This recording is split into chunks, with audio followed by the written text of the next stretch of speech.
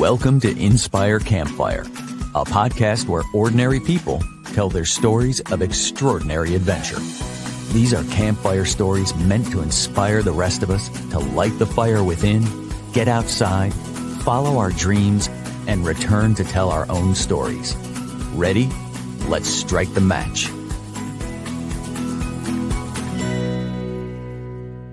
Welcome to the show. I'm your host, Scott Wurzbacher, and today we're meeting an adventurer who lives by the belief that if you constantly feel like you're meant to be doing something else, then you probably are.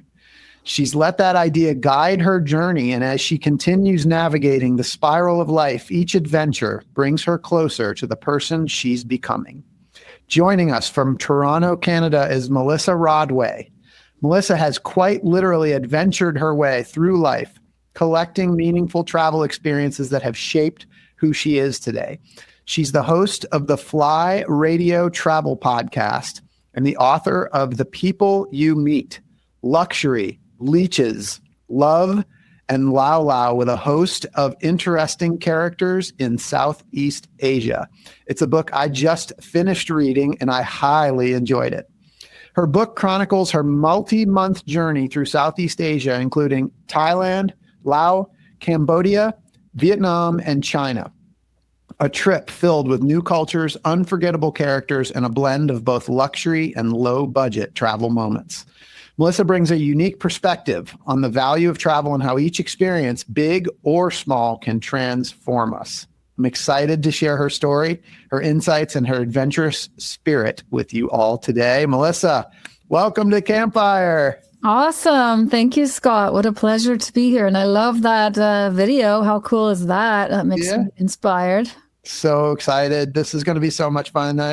We got on the call this morning, and before we hit the record button, I had to acknowledge that I feel like I know you so much better than you know me at this point, because I got a chance to read the whole book. And I love the way that it's written. It's so like authentically you. And we'll get into, I guess, the background and how that kind of the stories came about. But today we're going to kind of talk a little bit about the content of that book and your trip to the Southeast. And before we do that, I was kind of looking into your story a little bit more this morning, beyond the book, just, more of the adventures and things. And one of the things that just really caught my attention on your website was that quote that I read in the intro: if you constantly feel like you're meant to be doing something else, then you probably are. And I wondered if we could just start with that. Yeah. So it's funny you brought that up, because I'm having a moment in my life right now where it's good you reminded me of that. I think there's a lot to that. So for me, I feel, and you probably know this from reading my website, is that I probably didn't always, have the smartest path in finding jobs and career and all of that. And so for me, there's always or frequently been an agitation or a discomfort in my body when I know that I'm really not doing the things that feed me or speak to me or make me feel alive. And I think we ignore that voice a lot of the time. And even that's even in my book, where you're like, well, if I change my job or I change the city or I do whatever, that feeling will go away. And it doesn't until you fix the problem and that you start listening and dialing into things that, light you up. And I think writing has also proven that to me. I can feel very agitated or something's not feeling right. And the second you tap into something that you're good at or that feeds you or turns the light on, your body settles again. So yeah, there's a lot to that statement. There's a lot of discomfort we just put up with. And I love that you use the word agitation. It's a very physical word. It's not like a thought, like a disruptive thought that just keeps coming back, that we have a question. Like sometimes we doubt and we question. I mean, this is literally, you're literally talking about physical agitation. Yeah, I have that physical agitation a lot if I ignore and the things that I like. And I think as we get older, it gets easier, right? And I think about this a lot. It's really quite simple. I mean, in my life, I love to be outside. I love fitness and exercise. I love to write. I love to read. I love to do funny things like, I took a comedy course and that kind of stuff. I guess the creative part, right? So I think we make it a lot harder than what it needs to be. And when you just start breaking it down, we're all pretty simple people. We just stop listening to these things that bring us joy. So yeah, it can be agitating. Oh my gosh, we're going to have to come back to that. This idea of the fact that we stop listening. We're going to come back to that. So today we're going to kind of cover a little your story that's in the book about this trip that you took to Southeast Asia, which really is just one of many adventures that you've had. But I wonder if we can start there and kind of talk about how it came about. And actually, I'm thinking about this in the spirit of this agitation that you felt. Was there an agitation that triggered that trip? 100%. Yes. So I was 35 at the time. I'm 51 now and so much wiser. So 35. And as I was saying, I wasn't in love with my job. I never wanted to have kids, so that wasn't a problem. I didn't have a lot, to keep me in Toronto. And I had this partner who I had met on another trip. He was from England. I was from Canada. And he was wanting to start a business in luxury travel. And we had traveled together for 4 years at this point, off and on. So we were very much in tune with how that worked for us. But he wanted to make connections with hotels and tour operators in that part of the world, Southeast Asia. And so I was going along for the ride. Why wouldn't I do that? So I quit my job and off we went. And when you are with somebody who has a purpose and you are the plus one, just, la-di-daing, every day, it's interesting, right? And that was something that we didn't know would happen, or we'd never really talked about it. You don't know what you don't know. But after about week 3 or 4, I started getting really agitated again. And I had nothing really, there's no reason, it's really fun wandering around, but you get to a certain age when wandering doesn't really fill your boots after a while. So when you're with someone who's got meetings and they're going on hotel inspections, and I would go to some of those too, but it wasn't my dream. It wasn't my goal. So I started, we'd be on long buses, long train rides for 18, 36 hours. And I started creating these stories in my head about where we were going, what we were seeing, what we were doing. And then once a week I would find an internet cafe or, a hotel with a lobby in it. And let me tell you that many people that have interviewed me that are, not even 40 look at me like I have 3 heads when I say internet cafe, but we didn't have phones, right?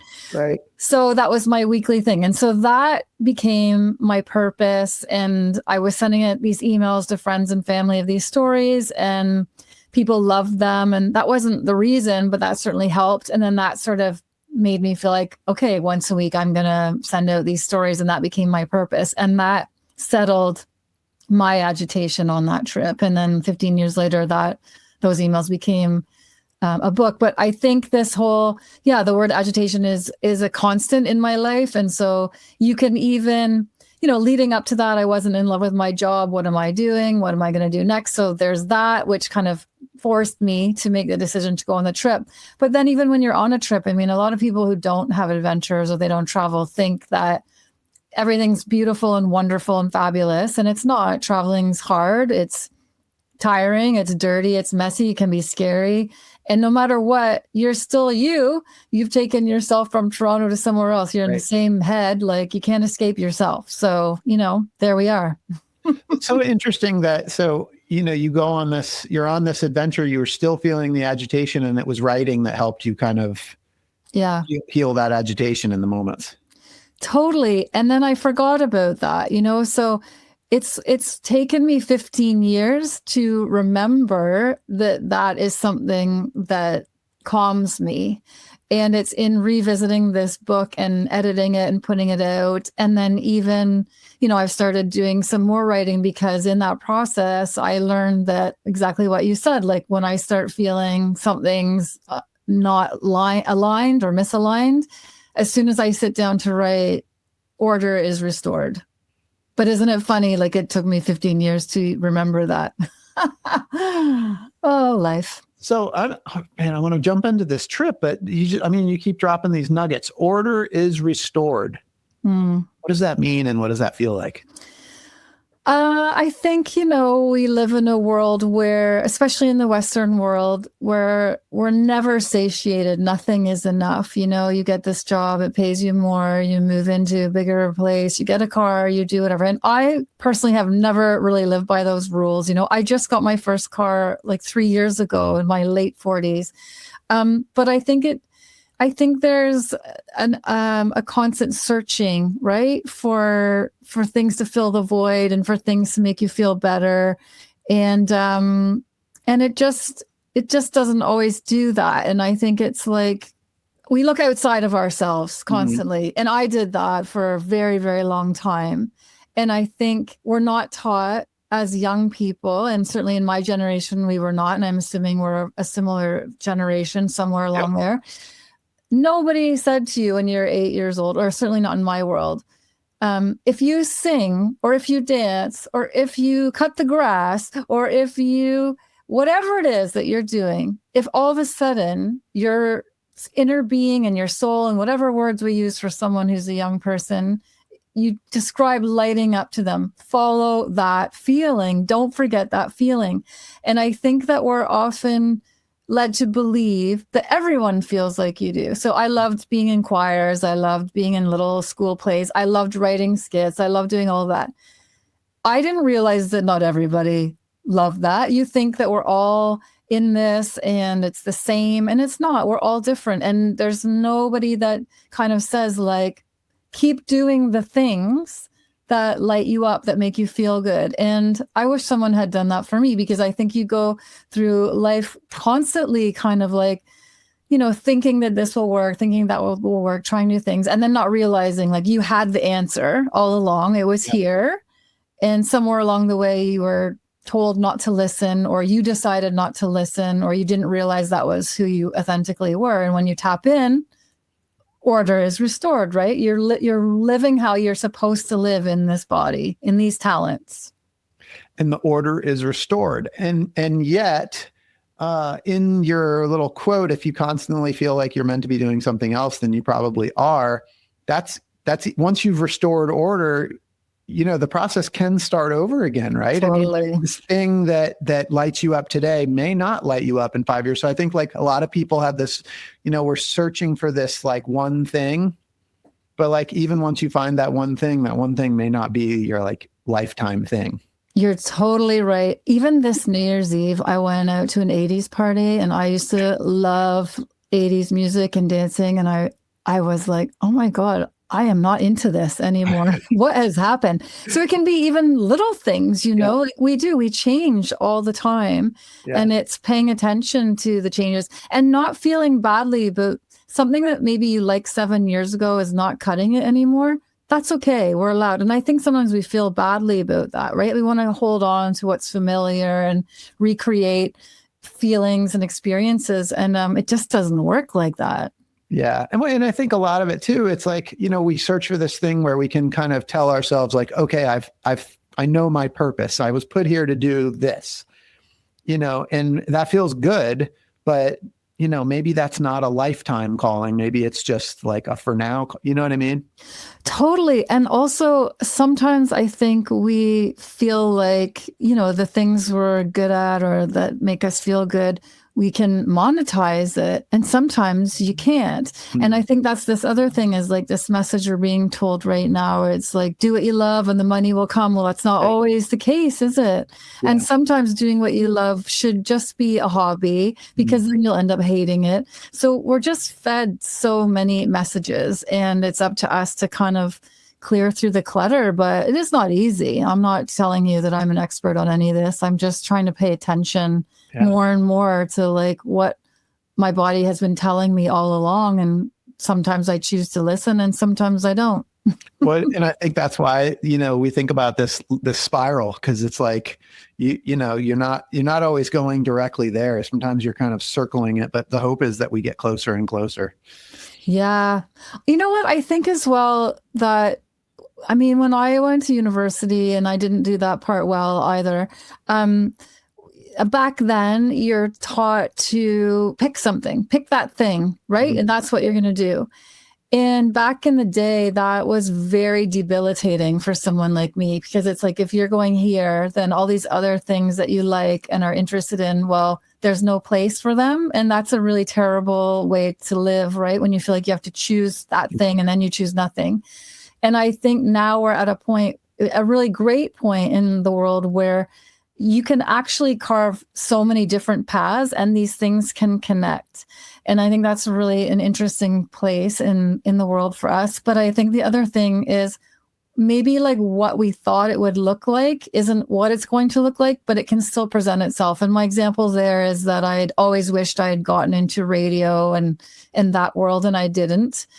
And then in my late 30s, after my big trip to Southeast Asia, I ended up volunteering at a community radio station. I ended up creating my own show. I ended up doing all these things.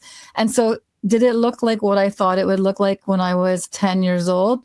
No, but the world will keep showing up for you in ways that you can have these experiences. It just isn't looking like what you thought it would look like, but they're still there. You can still find these ways to do these things. So that's also really interesting, right? We're not taught that either, right? I don't think.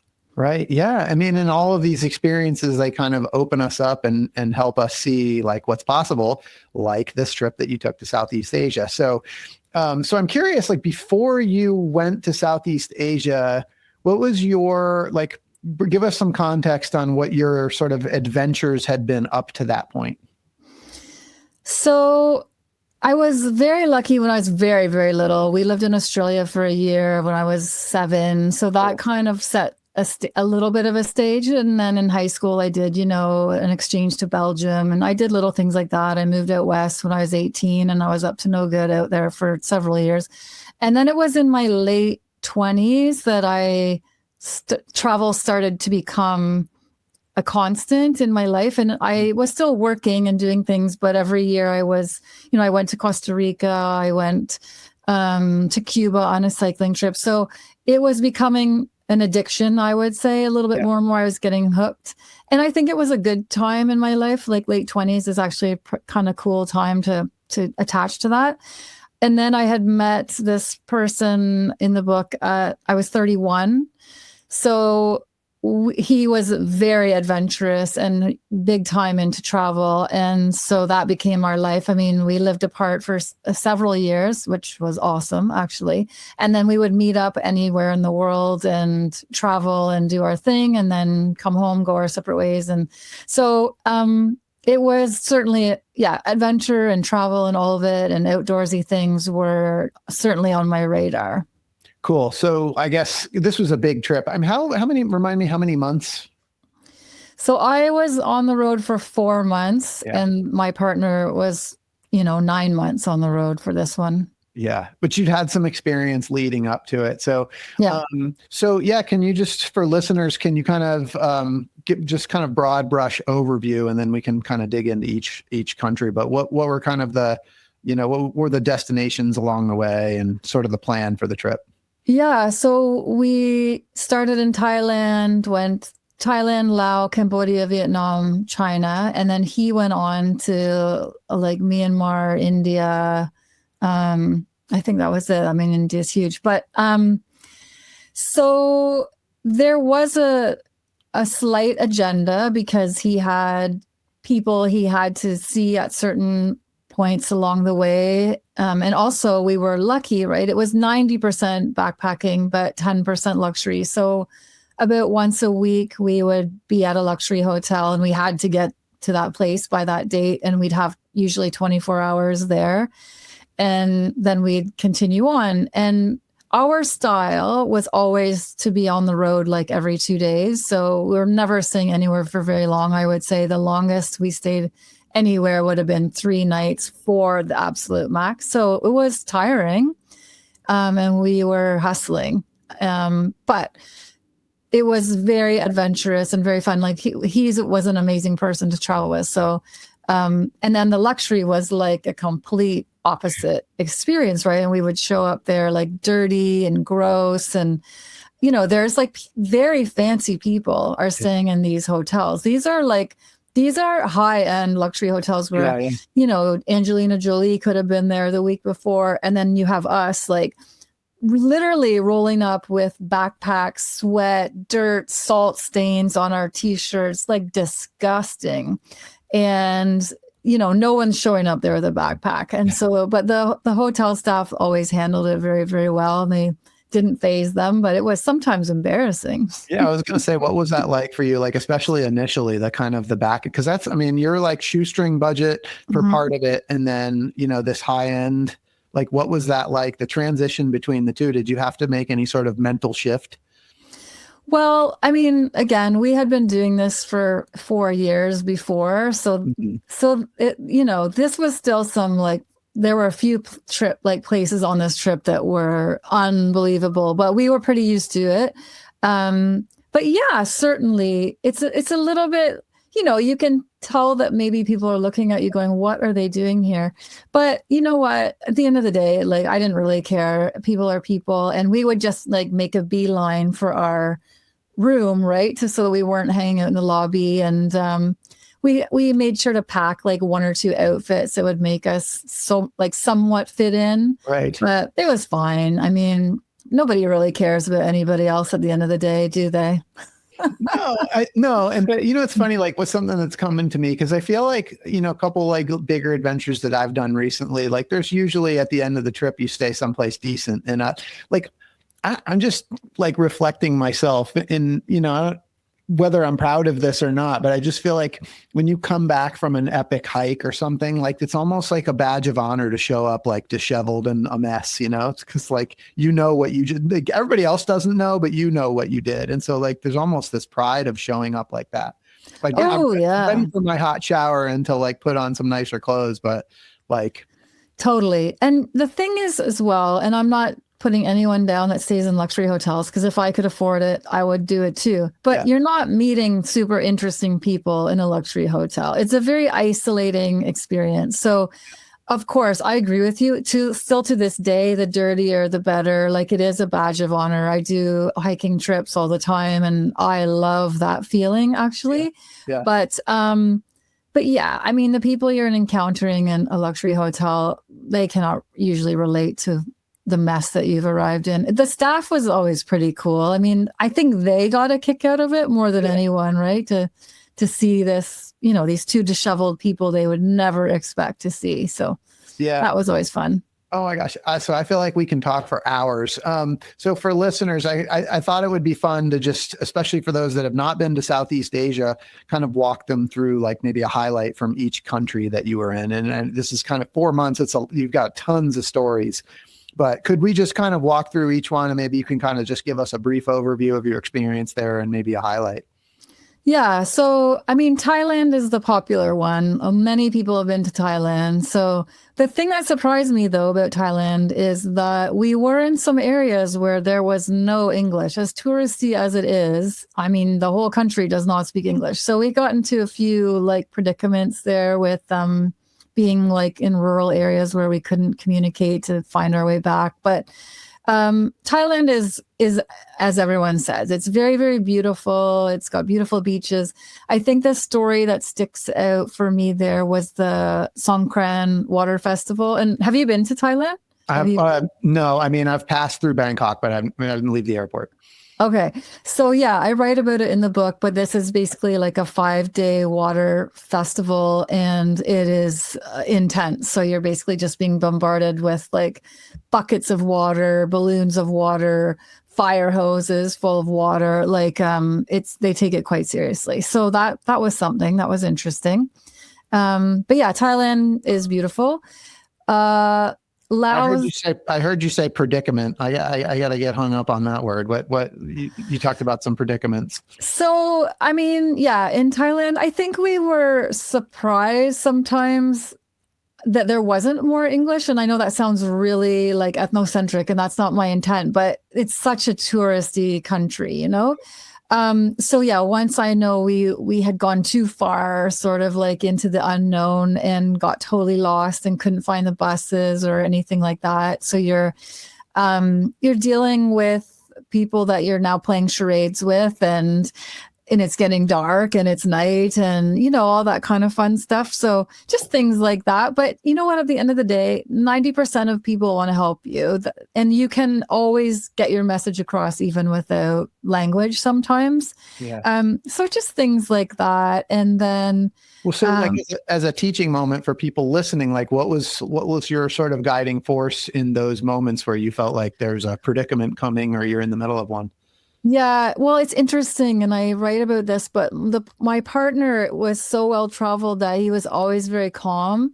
But when he wasn't, then I would be like, "Uh-oh," like, So I think sometimes your anxiety can start hitting when you just feel like you're really somewhere where no one knows where you are, and no one's really getting what you need, and like you're trying to get back to this city that's like an hour or 2 hours away, and you're like, what are we going to do, like if we're stuck here, blah blah blah.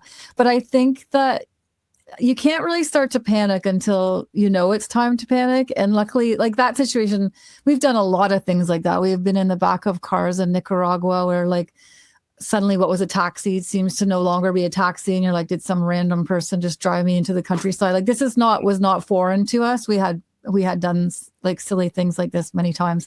But yeah, I think you have to keep your head on your shoulders, and you can't be upset because people react to upset, right? Yeah. So you have to sort of be calm and smile and be friendly. And I don't know that men are always good at that. I'm not trying to generalize, but I think that they can accelerate this, and a man's energy is very different, right? When they're like feeling like no one's getting it, we need to be somewhere. So you really have to keep that in check. And I think sometimes that's when traveling with a man and a woman together is very helpful, right? You can sort of balance that out and compensate a little bit. I love that. Yeah, so there's a bit of that from time to time. And I'd say the thing about Thailand is that the sex industry really, really riled me up a lot. And I struggled with that. That was really hard for me. And I'm sure that hasn't changed since 2010. I'm sure it's still thriving, but it's not easy to be around that. And I found that tough in Thailand. Yeah. So would you like me to move on to the next country? Wow. Yeah. Okay. And I want to let you share this, but Lao, the country, and how Lao, the country. I mean, we were told when we were there, it's Lao, no S. So it's Laos, and some people call it Laos and Laos and all that. But to us, everyone who was from there would say Lao. So I say Lao. Love it. Yeah. I mean, I think a lot of my stories come from Lao, to be honest, but the one that everyone loves and is part of the title is the jungle trek with the leeches. And I'll get into that in a minute, but Lao is very different from Thailand. And again, I haven't been there since 2010, but Thailand's pretty progressive, and people are not going to find it too terribly different from what we know. But Lao was very different in 2010.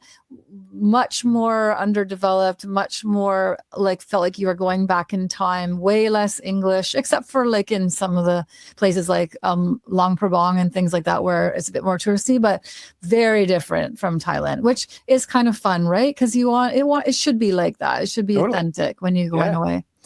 But the big story from there was that, I mean, I'm pretty active. So traveling is often sitting. You're sitting in buses and trains, and it's awful sometimes, you're kind of a prisoner to that lifestyle. So I really wanted to go do something active. So we found this like 3 to 4 day jungle hike, and it was awful. Like they warned us there'll be leeches, there'll be bees. And we were a bit drunk when we signed the waiver and we thought, can't be that bad. And it was really, really bad. Really hot, stupidly hot. They had promised to provide us with water. They didn't. So we were dehydrated. There were literally leeches everywhere crawling up people's legs. Oh my God. Up their into their sleeping bags. Like it was nonstop leeches. I remember the guy in front of me who had shorts on, which was a dumb call on his part. And I just remember seeing his calves and there was just blood pouring down both of his calves because there were like 6 leeches on each leg, God. Right? Yeah. So that was interesting. That's one that I don't recommend that experience. Not something that you would sign up for like intentionally, but no. I mean, fun story to come back and share. It's a great story. And I think the other thing about this country is that it doesn't get the recognition that a lot of those other countries do because of the history, right? We talk about the Vietnam War. We talk about Cambodia more than we talk about Laos, but Laos has also gone through hell and nobody talks about it. And even I write about in the book, the secret war, that was a secret and we were having bombs dropped on them for like 9 years. I found that I learned so much more about history from being in Laos, and it was really it really affected me because again, they're, very rural people living the best life that they can in very dire circumstances. And it's, we went to villages where there were bombs, like unexploded bombs in places that they were still like collecting. And anyway, Laos is very interesting and it's beautiful. I love it. So I want to pause because the leeches thing almost sounds kind of like a low light. And I mean, it sounds like a fun story, but if you're a ambassador for Laos and you want to, share something that you really enjoyed about that country, what would you say? So there's is it the capital, Luang Prabang? And I'm probably not doing it any justice, but it's the main city. It's beautiful. It's very European because there's French influence in Laos. And I love that city. It's a real mix of locals and tourists and beautiful markets. And so that has a real vibe, that city. And it's on the river, which is beautiful. But there's some villages in northern Laos that are well worth anyone's visit. And you have to take like a slow boat to get there, which is long. Like they're called long-tailed slow boats. So, but they are totally worth it. They're remote, and in one of the villages doesn't have cars. I'm sure it still doesn't. And you just are immersed in a real fishing village where not everyone would want to go there. Accommodations aren't great, but a beautiful, beautiful remote world where you go back in time and you wake up and you're seeing like little girls chopping mangoes and they're looking after all the little kids and people are working and it's just teeming with life, even though there's small populations. Yeah, I love that. And this is super fun for me because I've read all this in your book, but to sit here and like listen to you talk about it, it's very cool. Okay, take us to Cambodia. Cambodia is my favorite of those countries that we were in, and I don't know, well, I might know why, but there's a magic there that I felt with the people. The people are very funny. They have a great sense of humor, and that's another country, right? They've been through hell. So a very good friend of mine is Cambodian and was born in Cambodia during the time that Pol Pot and the Khmer Rouge were taking over the country and murdering people and just ruining that country. So I think there was a little bit of a different experience for me because I finally understood my friend, and I will not lie, I did not know about that history until I got there. So that was very interesting. But it can be upsetting. There's a lot there to see that's upsetting, but the Cambodian people are just so resilient and they don't really talk to you about it. They will, but they just want to move ahead and they want to laugh. And so I really had a great time in Cambodia. It was really, really special for me. And we went to this, I did a lot in Cambodia, actually. I had some really wild, amazing experiences. But one of the coolest things was there's a town called Battambang, and I wrote about it.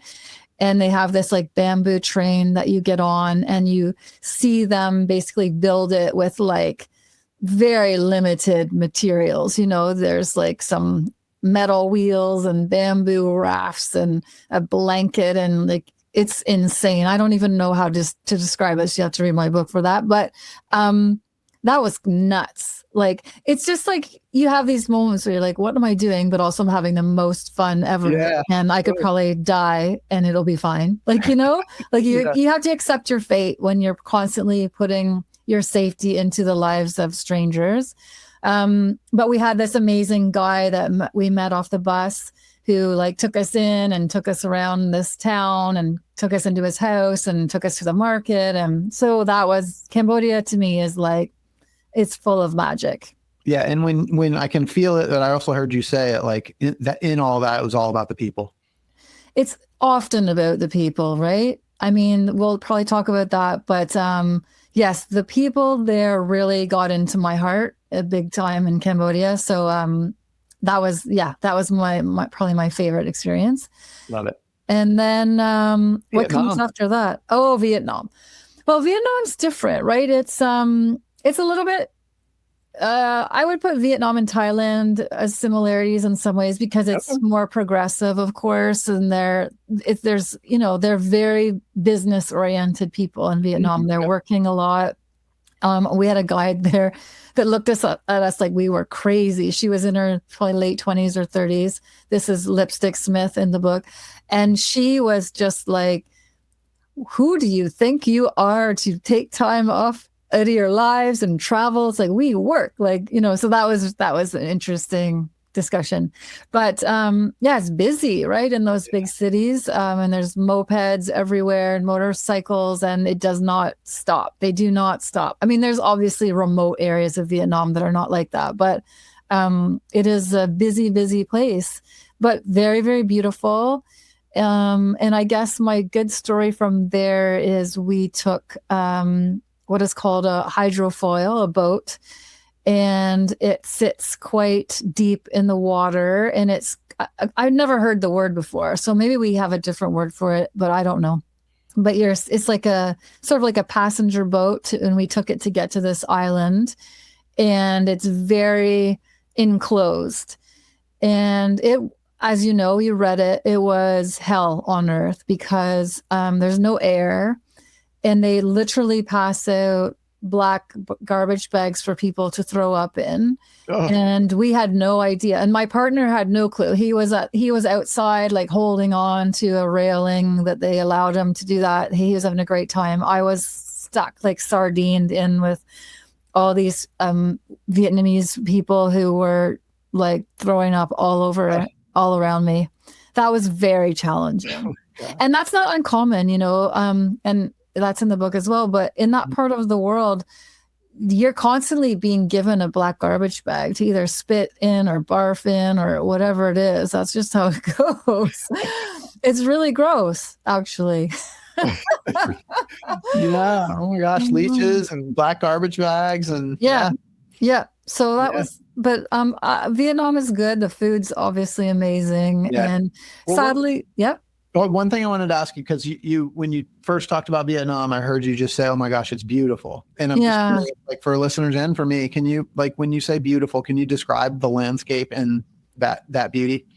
Yeah. So there's, it's along the coast, right? That's the geography of Vietnam. So the scenery is often like cliffs and islands and what they call limestone karsts everywhere. That's a lot of that area of the world, to be honest. But just like the views across the sea are really, really beautiful. And it's very lush, like very lush vegetation. Yeah. And then there's something, Ha Long Bay is very popular in northern Vietnam. I think it's the north, but I could be wrong.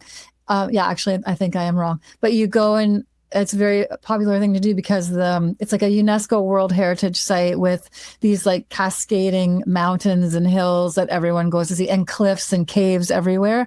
So it is a very beautiful part of the world. And they film like the James Bond movie in that part of the world as well, right? So, and we did stay at a phenomenal luxury resort there for 2 days because they won't let you stay for less than that. So they actually like ferry you across in a speedboat. And this place was like nothing I had ever stayed in before. Like you have butlers and you're almost living in this like luxurious tree house. And the restaurant, they have like a restaurant on a cliff with like lights everywhere. And that was like being in a dream, you know, that was over the top. I lost luxury. A rich experience. I just love the balance of the budget side. Yeah. It's crazy. All right. Well, take us to China.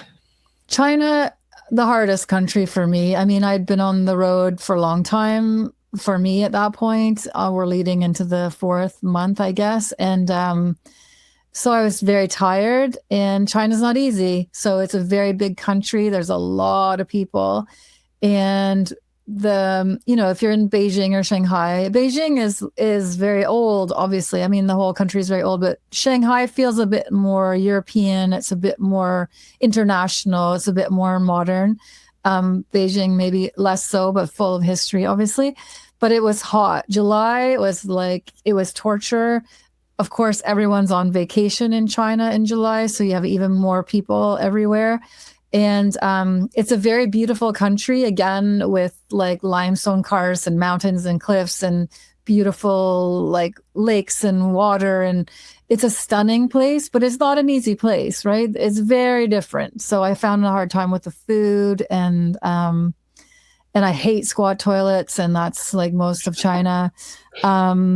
And the big story there is we stayed in what is called a roundhouse in rural China in the Hakka communities there there's less and less Hakka people, but we did this. It took us a while to get there. You're in the middle of nowhere, and you're staying in this big round house that houses like 600 to 800 people. Wow. And it's very rickety and old, and your room is like a bucket. It's a bucket for your business, like a naked light bulb, some planks, a padlock to lock it, and that's your night. And it was a little bit terrifying, but it's like the leeches thing, right? It's like, It's a great story. We did it, wouldn't do it again, but these are the things you do. So I'm curious though, like some of these, like the leeches, this experience, like do these like pop up in your head as reminders when you're getting ready to do something hard, but not that hard? Yes and no. I mean, last year I was in Colombia for 3 weeks, and the last week was a jungle trek. I don't know why I continue to do jungle treks, because I actually hate them. But every experience is different, right? I think on the one in Colombia, I was like, oh yeah, now I remember why I hate these. Yeah. But I don't know. I think these memories like teach you things, but I think we're always in the moment, right? And like, things are painful. But I think traveling overall gives you a resilience. And I think as you get older and you do more and more of this, it's temporary. So you'll be fine. You will survive it. There will be highs, there will be lows, but it's not forever. And I think that's sort of what keeps building as you do more. Yeah. Yeah. I love that. So we'll kind of pivot to the book a little bit. The title of the book is The People You Meet. And then there's a long subtitle, Luxury, Leeches, Love, and Lao Lao, with a host of interesting characters in Southeast Asia. And it's almost like Southeast Asia and the 5 countries that you visited are an afterthought in that title. The title is The People You Meet. Mm. So I wonder if you could talk about why you chose that title and how the people were kind of the core element of this trip for you. The title came later. I always wanted the title to be like Luxury, Leeches, Love, and Lao Lao, but I got a lot of people's opinions and it didn't fly, and they were right. So it's an awesome subtitle, but I just woke up one morning and I knew The People You Meet was the title, but for me, it made a ton of sense because I think it's always about the people. So no matter what you do, where you go, it's the people that make or break the experience. And when you're traveling with somebody, as I was with my partner, you meet less people, I mean, people treat you differently when you're in a partner. You are also different, because you don't always need to meet more people because you have a person.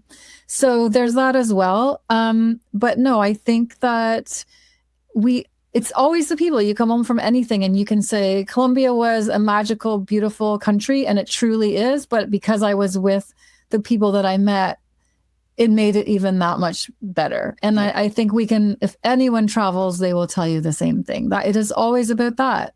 Have you solo traveled? Yeah, and I don't love it, to be honest. I mean, I will solo travel. Like I was in Mexico for a few weeks on my own in 2023.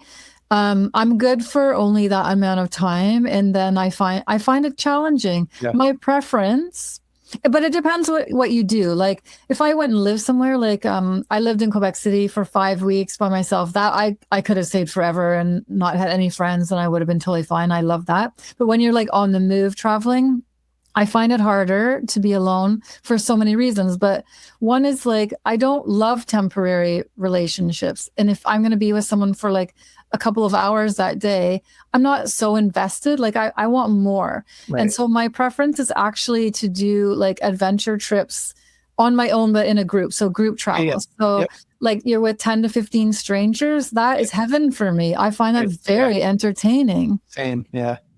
Me too. I was just curious because like I heard you say like traveling with somebody, you're less likely to meet other people. And I just thought that was interesting because, it's always about the people. And I have talked to some solo travelers that I've had kind of said something similar, that they prefer solo travel because you're like more in a position to be able to meet more people. So like I definitely see both sides of that. I think, but to your point, like it's always about the people, whether you go alone or not, like you're going to be with people. Totally. And I guess for me, I like going alone on a group trip because then it's like you're not beholden to anybody. Right. So that's my preference. But yeah, if I go completely on my own, I mean, I've met some awesome people doing that too, but I think I'm a bit more reluctant. I'm a bit more like choosy, I guess, when I'm totally on my own. And I like that kind of safety in a group of like 10 people. I find it very fun. Yeah. So we're kind of getting, I mean, I said could talk for 2 more hours, but there's a couple more highlights that I want to cover. Like I heard you say something earlier in the conversation about how we're never satiated in the Western world. And so it's kind of an East versus West question. So I'm just curious, like, we do have sort of the creature comforts, and even, I mean, there's comforts over there too. Obviously you had luxury over there, but I would love to talk a little bit about like just, some of the ways that we do things in the West that you've become comfortable with, that are sort of just your way of doing things, and how that contrasts with cultural things that are very, very different there, and like how you sort of adjusted to those things. Does that make sense? Yes. The things that I take from that, it's not really about behaviors. I guess that it is. What I see is that people in lesser socioeconomic areas or in the Eastern world, and then it's not all like that, but when you do see poor communities, they do seem happier. And I feel like in the West, we're very isolated. We live in silos. We have our friends, we have family, we have, but even like working from home, or just the way that we interact and the way that we create our lives is so different.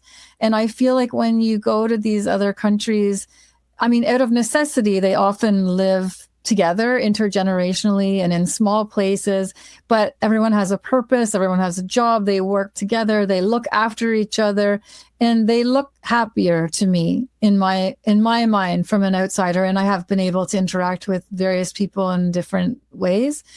And I think it's that message, and this is not new information. Anyone will tell you this, but I think it's that we learn that it's like, being with more people, helping each other, and having less. Like, I think that a lot of those places are just trying to survive every day. Yeah. And that's it. And so for us, like for most of us, and not all of us, but general survival isn't really something that we're like, oh, I got through this.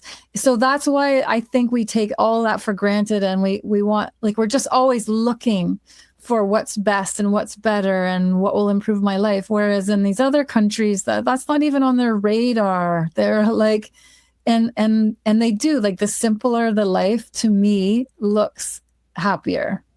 I love it. And on this trip, like, you got to 4 months and there was a point, and you can see and feel the progression in the book, but you got to a point where you just decided, like, enough is enough and you were ready to go home. I was wondering if you could talk about that a little bit. So I had met somebody earlier in this story, the woman who we call B, and she was awesome. She was like in her 50s at the time. I was in my 30s. She was very well traveled, the most interesting person.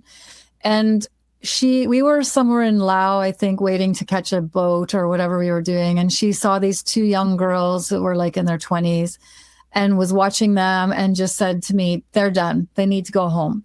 And that created a whole story or dialogue together about recognizing when it's time to go home, when the trip is done, when you're no longer enjoying it, when it becomes a job, and that you're not benefiting anyone, especially the country that you're in, by staying. It's over, you're done. And that there's so much ego in travel. Sometimes I'm going to stay out longer. I'm going to go to more countries. I'm just going to keep going, even though I'm over it, right? So that really helped me to recognize and to be okay with saying I've had enough. And I was not happy. I was exhausted. I was so sleep deprived. And it's interesting because the reason we travel is to break free of normalcy and schedules. And I was craving that. I wanted structure, and I knew it was over for me. And so I was done. So this is just, it's a thought that I just had, but this is really interesting. I don't know that I've ever had an experience in my life where there wasn't like an end date. And I believe you went on this trip, like when you left, you didn't know when you were coming home. Is that right? I had a return ticket after 3 months, but I had built it in that if I wanted to extend that, it wouldn't cost me a lot to change it. And I'd also gone to a psychic, right? And I'm not, that was just for fun. Yeah. But I also listened to her, and she had said to me, you're going to go. You probably won't last a year, and you'll know when it's time. And she was completely right. Yeah. And I think my partner was also ready, but he was so determined to make these business connections. But when you're on the move every 2 days, it is exhausting. So it's a natural to say I'm done, and just being able to do it. Yeah. And that makes total sense. I'm just trying to think, for me, like thinking through this idea of like going on a trip where you're not 100, you don't have like a definite plan, like an end date, because I don't like, for me, like if you know exactly when you're coming home, like that date starts to approach and maybe you're excited about it, but it's like you it's like already predefined, as opposed to going like what you did. I think is so cool. It's like this neat life experience where you go and you actually like you find your limit. You know what I mean? Yes. Deadline, you kind of don't.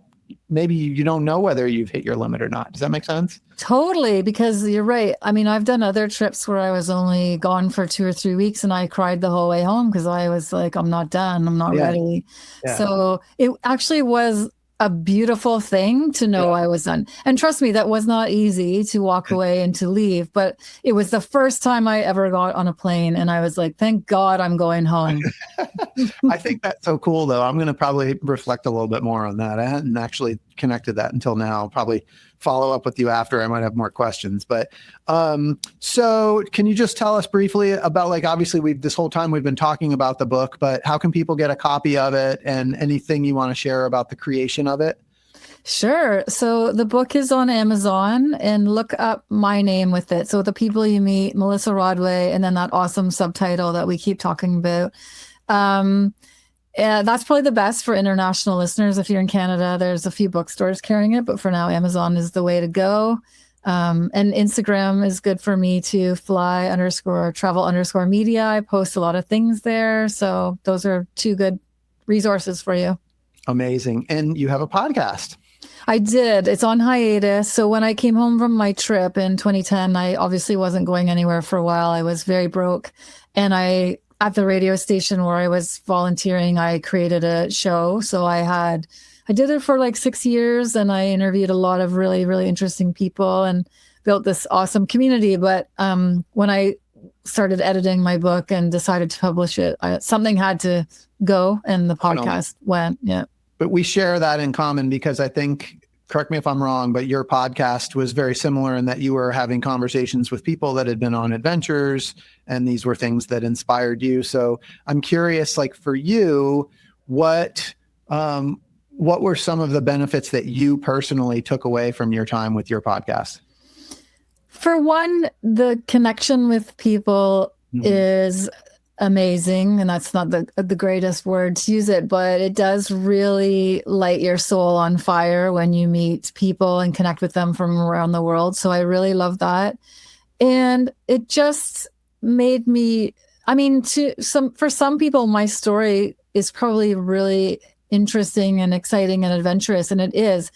But there are people that have done some wild things out there. So I think it just kept me thirsty to learn more and to know what the options are. And also, I went hiking in Turkey with someone I met on my podcast. We'd never met in real life, but we just got along. And so we met up in Turkey for a week and hiked around. And it's that kind of stuff too. It's like these things would never have happened if I didn't have my podcast, right? So it opens new doors. Well, I get something like that I want to learn from you is like some of the other adventures we didn't even get into on this episode. Like I do know, I think it was from the like epilogue or the end of like your acknowledgements or something that you did the O Trek in Patagonia, and connected with that because I just did the W Trek a couple of weeks ago. And so, I want to hear about more of your adventures because it's the same thing for me as like I hear about these other adventures that people have done. It just causes my vision board to grow and get bigger and bigger and bigger. But it's certainly the inspiration that I get from other people that I've talked to that kind of